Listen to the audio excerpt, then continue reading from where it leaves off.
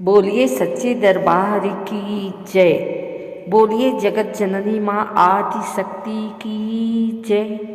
बोलिए माँ दुर्गा, माँ काली, माँ चामुंडा की जय। भक्तों, आज हम आप सभी को सुनाने जा रहे हैं माघ मास की महान पुण्यदायिनी तिथि महानंदा नवमी की अद्भुत, दिव्य और रहस्यमयी कथा, जिसके श्रवण मात्र से जन्म जन्मांतर के पाप नष्ट हो जाते हैं, अकाल मृत्यु का भय समाप्त होता है, दरिद्रता, रोग और शत्रुबाधा दूर हो जाती है। शास्त्रों में कहा गया है, जो मनुष्य महानंदा नवमी की कथा सुनता या पढ़ता है, वह सभी पापों से मुक्त होकर अंततः भगवान विष्णु के धाम को प्राप्त करता है। तो आइए भक्तों, मन, वाणी और शरीर से पवित्र होकर श्रद्धा भाव से सुनिए महानंदा नवमी की पावन कथा। प्राचीन काल की बात है। भारतवर्ष में एक अत्यंत धर्मनिष्ठ राजा राज्य करता था। राजा प्रजा पालन में निष्पात था, परंतु उसके राज्य में अकाल, रोग और भय का वातावरण बना रहता था। बार बार यज्ञ, दान और व्रत करने पर भी संकट समाप्त नहीं हो रहे थे। एक दिन राजा ने महर्षि वशिष्ठ से प्रश्न किया, हे गुरुदेव, हमने कोई पाप नहीं किया, फिर भी यह दुख क्यों?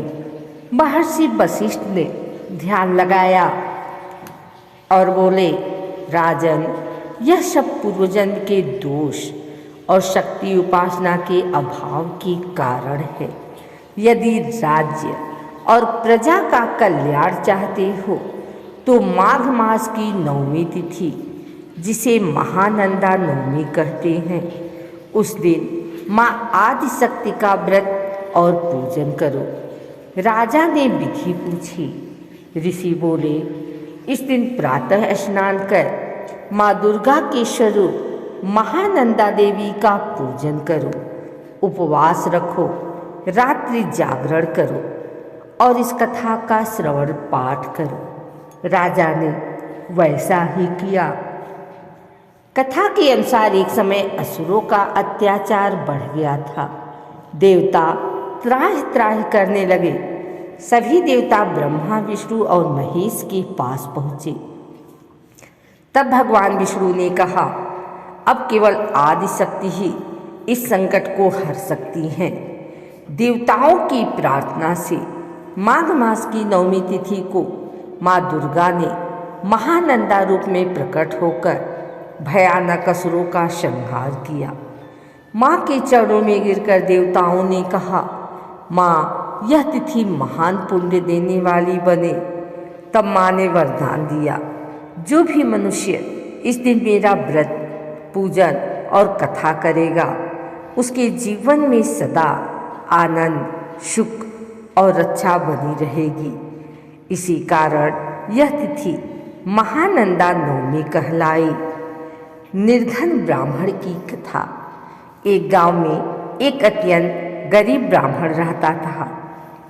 न भोजन था, न वस्त्र, न संतान सुख। एक दिन उसकी पत्नी ने कहा, स्वामी, अब जीवन कठिन हो गया है। तभी एक साध्वी ने आकर कहा, माघ मास की महानंदा नवमी का व्रत करो। ब्राह्मण दंपत्ति ने उपवास रखकर केवल जल पीकर माँ की कथा सुनी और जागरण किया। माँ प्रसन्न हुई। कुछ ही समय में घर में धन आया, संतान प्राप्ति हुई, रोग समाप्त हुए। ब्राह्मण ने कहा, माँ, यह सब तुम्हारी कृपा है। उधर राजा ने भी पूरी विधि विधान से व्रत किया। जैसे ही व्रत संपन्न हुआ, वर्षा होने लगी, फसल लहलहाने लगी, रोग समाप्त हुए। राजा ने घोषणा कर दी, मेरे राज्य में हर वर्ष महानंदा नवमी मनाई जाएगी। यह व्रत विशेष रूप से देता है अकाल मृत्यु से रक्षा, संतान सुख, वैवाहिक बाधा नाश, दरिद्रता समाप्त, शत्रु भय से मुक्ति। शास्त्र कहते हैं जो स्त्री यह व्रत करती है उसका सौभाग्य अखंड रहता है, जो पुरुष करता है उसे यश और बल प्राप्त होता है। भक्तों, इस प्रकार महानंदा नवमी की यह दिव्य कथा पूर्ण होती है।